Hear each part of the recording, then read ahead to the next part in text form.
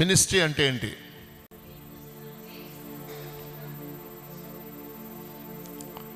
Okay, క్రీస్తు మరణం క్రీస్తు జననం అనేది చెప్తుంది సిస్టర్.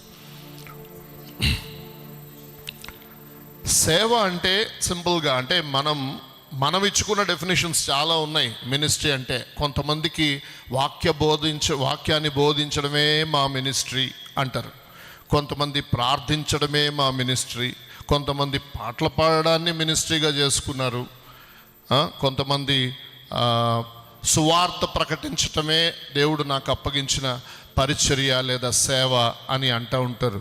కానీ నేను అంటాను, ఖచ్చితంగా ఇలా దేనిని దాన్ని విడగొట్టి దీనిని నేను సేవ అని అంటాను అంటే వీళ్ళందరూ తప్పు అర్థం చేసుకున్నారు, మనమంతా తప్పు అర్థం చేసుకున్నాం. ఇక్కడ సేవ అనే పదానికి గ్రీకు భాషలో లెట్రియా అనే వర్డ్ వాడాడు. లెట్రియా అంటే 3 అర్థాలు వస్తాయి. ఒకటి మినిస్ట్రీ, పరిచర్య. రెండోది వర్షిప్ అంటే ఏంటి? ఆరాధన, వర్షిప్. మూడోది ఏంటి అనంటే సర్వీస్, సేవ. ఎదుటివారికి మనం చేసేది సేవ. ఎవరికైనా ఏదన్నా సర్వీస్ చేస్తే అది సేవ. సో ఇట్లా 3 వర్డ్స్ ఉన్నాయి. ఈరోజు నా మినిస్ట్రీ ఇది, మీ మినిస్ట్రీ అది అని రకరకాలుగా అనుకుంటాం.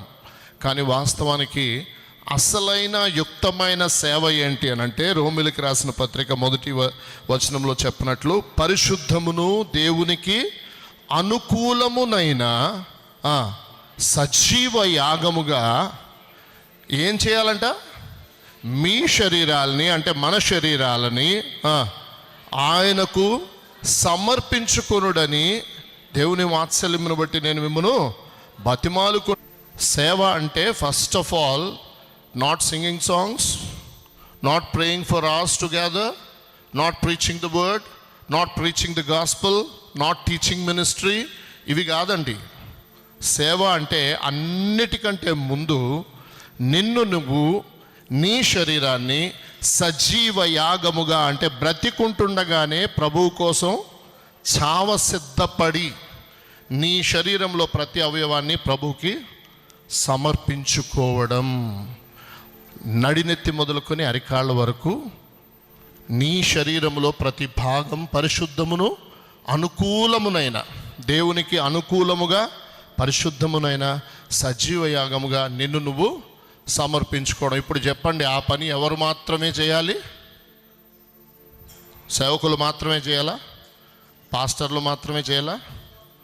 ప్రతి ఒక్కరూ క్రీస్తు రక్తము చేత కడగబడి ఆయన బిడ్డలుగా పిలువబడుతున్న ప్రతి ఒక్కరూ ఆ పని చేయాలి. సో దానిలో పాటలు పాడుకోవడం ఒక భాగం అంతే, ప్రార్థించడం ఒక భాగం అంతే, వాక్యం బోధించడం ఒక భాగం, సువార్త ప్రకటించడం ఒక భాగం. Okay, so this understanding has to be there. So అలా పాటలు పాడుకుందాం.